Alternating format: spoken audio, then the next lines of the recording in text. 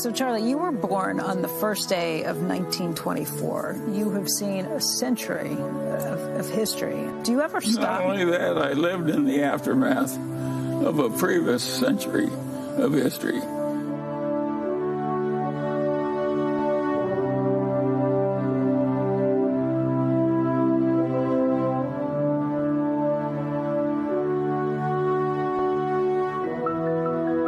You could argue that about 90% of the progress of man has happened in civilization has occurred in the last 2 centuries.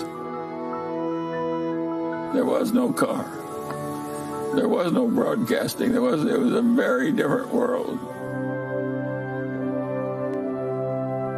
We figured out so very, very much that was quite important as a start. And, of course, that's what brought the economic system up, so man had enough leisure, had enough time to think. That's pretty much all of modern biology, modern medicine, and modern industrial civilization.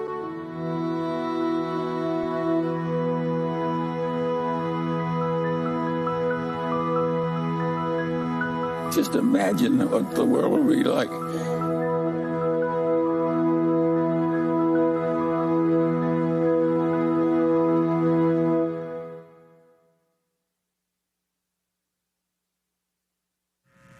It's extraordinary how resistant some people are to learning anything. Competency is a relative concept. And what a lot of us need, including the one speaking, is what I needed to get ahead was to compete against idiots. And luckily, there's a large supply. And everybody wants fiscal virtue, but not quite yet. They're like that guy who felt that way about sex. He was willing to give it up, but not quite yet. Yeah, I think you would understand any presentation using the word EBITDA. If every time you saw that word, you just substituted the phrase bullshit earnings. I knew he'd do it sooner or later, folks. I like cryptocurrencies a lot less than you do. And so, to me, it's just dementia. And I think that people who are professional traders that go into trading cryptocurrencies, it's just disgusting. It's like somebody else is trading turds and you decide I can't be left out.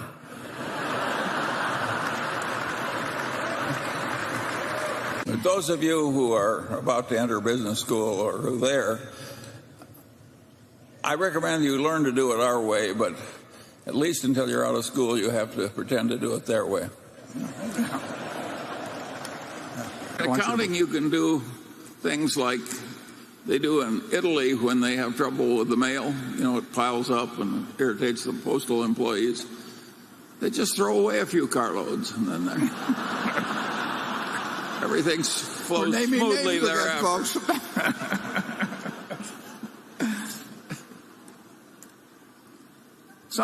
That happened in some unnamed international country.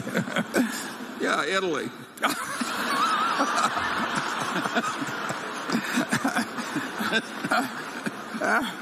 It's perfectly obvious, at least to me, that to say that derivative accounting in America is a sewer is an insult to sewage.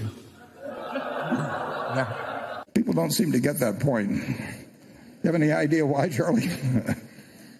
Warren, if people weren't so often wrong, we wouldn't be so rich. No.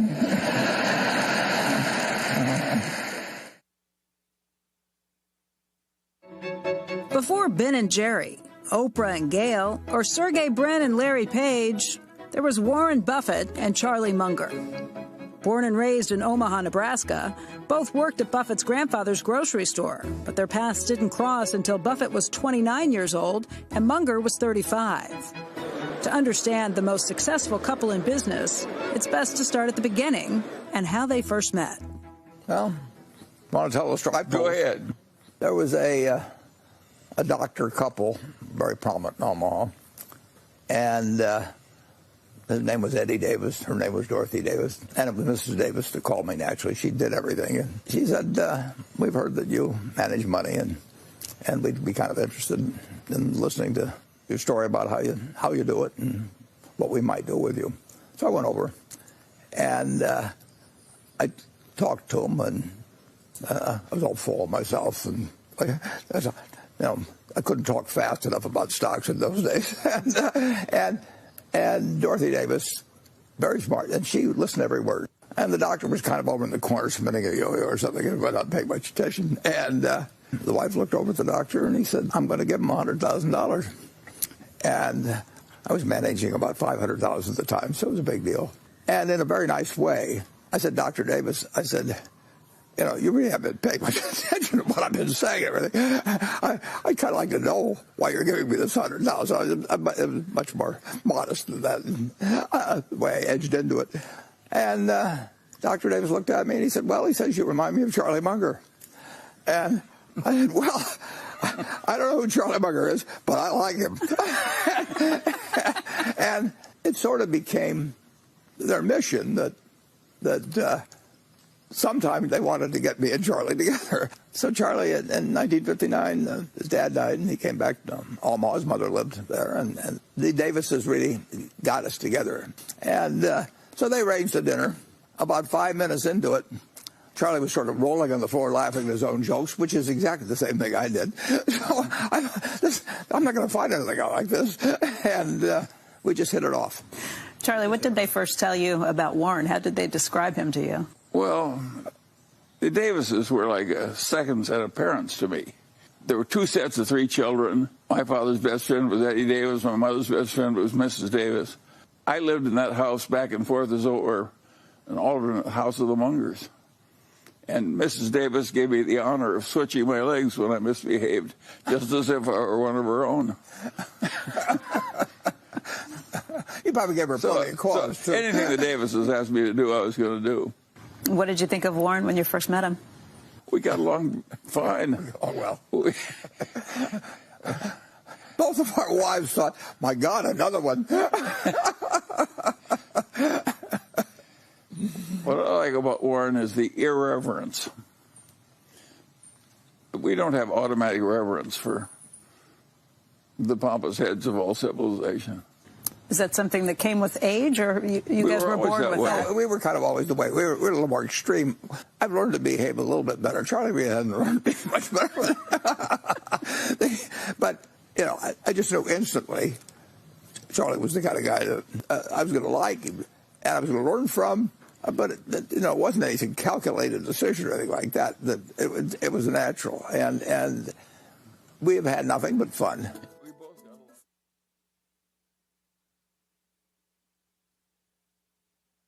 I think part of the popularity of Berkshire Hathaway is that we look like people who found a trick. It's not brilliance, it's just avoiding stupidity. And you say, well, it's the same thing, just stated differently. Well, maybe it's the same thing, just stated differently, but you understand it better if you go at it the way we do. It's to identify the main stupidities that do bright people in, and then organize your patterns of thinking and development so you don't stumble into those stupidities. Sure, there are a lot of things in life way more important than wealth. All that said, some people do get confused. I play golf with a man, he says, what good is health? You can't buy money with it.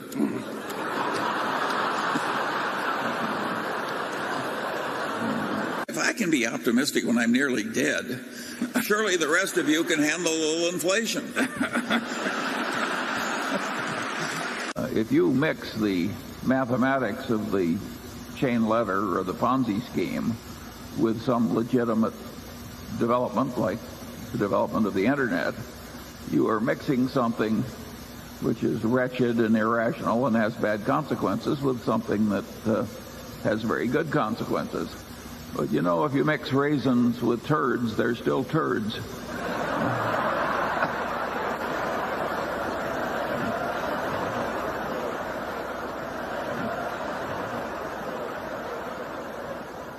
That's why they have me write the annual report. I would rather throw a viper down my shirt front than hire a compensation consultant. A director getting $150,000 a year from a company who needs it is not an independent director. Being put on the comp committee of American corporations, as I've said, they're looking for Chihuahuas and not Great Danes or Dobermans. Yeah. And I hope I'm not insulting any of my friends that are on comp committees. You're insulting the dogs. No. It's not that great a business as a business, casualty insurance. It's a tough game. There are temptations to be stupid in it. It's like banking. Once I asked the man who just left a large investment bank, and I said, how does your firm make its money? He said, off the top, off the bottom, off both sides, and in the middle. The general system for money management requires people to pretend that they can do something that they can't do, and to pretend to like it when they really don't. And I think that's a terrible way to spend your life, but it's very well paid. Charlie, I don't know why I'm giving you another shot, but...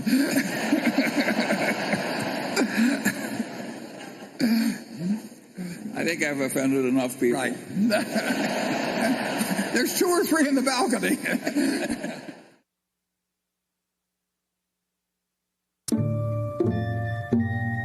We were mental partners right from the moment we met. I want to know, going back 50 years, what it was like when you first met Warren. Well, I thought he was a prodigy. And I got a lot of criticism. My wife said, why are you paying such enormous respect to that young man with a crew cut who won't eat vegetables? He's ungodly smart. He's got a much broader intellect than I do. And he's magnificent at being able to condense important ideas into just a very few words. If you're not interested in the economic scene right now, you're mentally dead.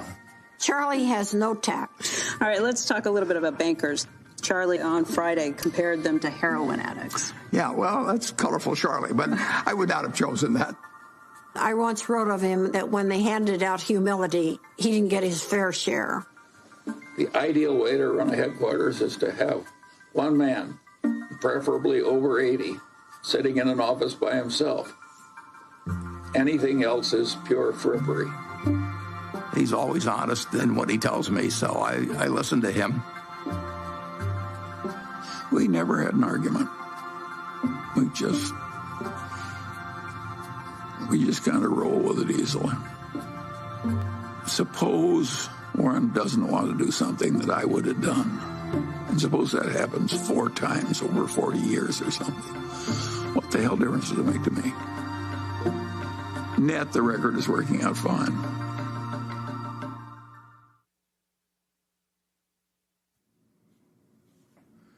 Warren, your obsession with Hollywood is starting to worry me. Well, Mr. B, I look forward to serving as your number 2. Well, actually, I already have a number 2. Meet Charlie, my Dwight. You don't look so tough. Well, actually, there are 18 ways I could kill you right now. I'm in. I'll raise. I fold. Where's Warren? Well, unfortunately, I wasn't Warren's type. Oh, well, who needs a billionaire anyway, right? Oh, I got myself a billionaire. It's just not Warren. Come in, sweetie. Hi, girls. This is Charlie. Hi, Charlie. You come here and sit right down, and I will grab us a couple of beers.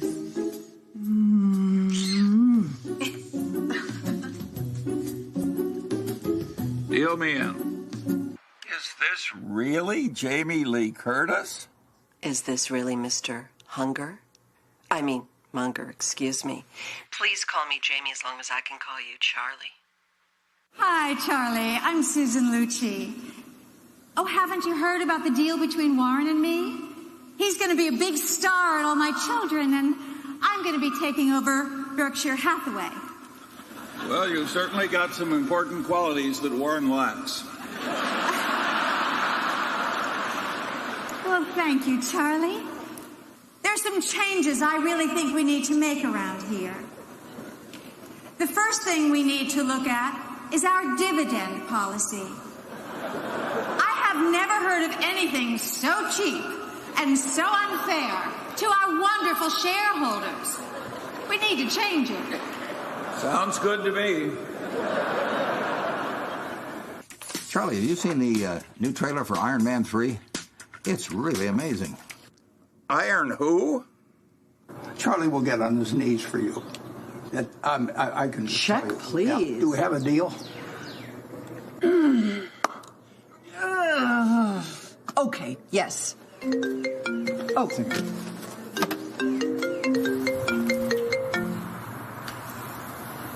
Charlie, it's about time. I'm right up. Oh, is that Charlie? Oh, give me the phone. Give me the phone. Give me the phone. Charlie, it's Jamie. Hi. Oh, it's so great talking to you, too.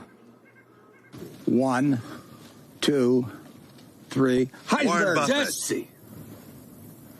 All right. I'm going to call my partner and have him draw up the papers. Wait a minute. Did you just put that piece of brittle back in the batch? That's right there. Contaminated the whole thing.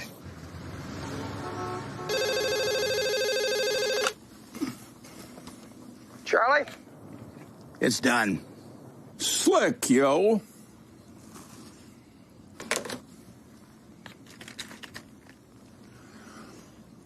Brittle, bitches.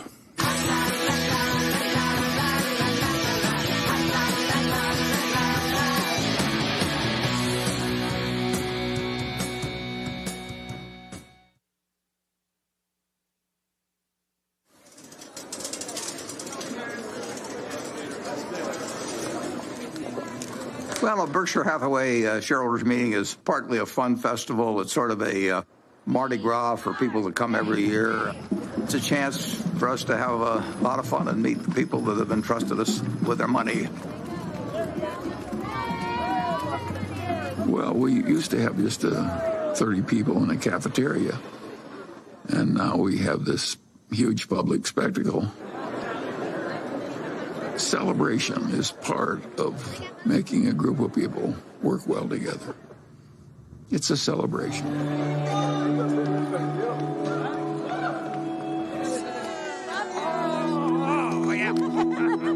I think investors who own Berkshire Hathaway, they see themselves as a part of a community. There are more long-term holders of Berkshire than any company. People consider it a religion. They don't buy it with the idea they're going to sell it next week. I think most of them buy it with the intent of holding it for their lifetime, just like they buy a farm or buy an apartment house. At Berkshire, everybody gets the same information from the comprehensive annual report. We don't meet with the analysts. I'm not interested in what an analyst thinks about Berkshire. I'm interested in what the owners of Berkshire think about Berkshire. He came out of a private partnership where people he knew were trusting him. And he had his relatives in the partnership, and they were not rich. And as it got bigger, started treating everybody else the way he treated his relatives. In terms of our feeling toward the people who are shareholders, we regard them as our partners. They're not some faceless group of people. And that's why at the annual meeting, I love seeing 40,000 of them. It gives real meaning to what we're doing every day.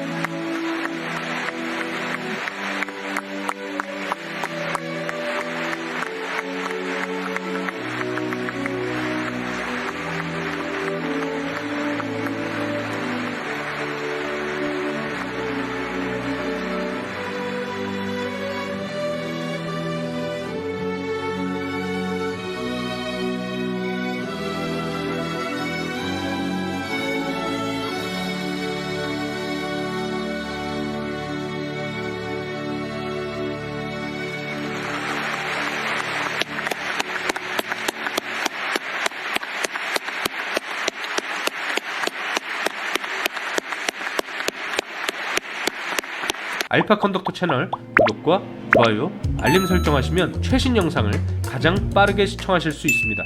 다음 시간에 더 유익한 내용으로 찾아뵙겠습니다.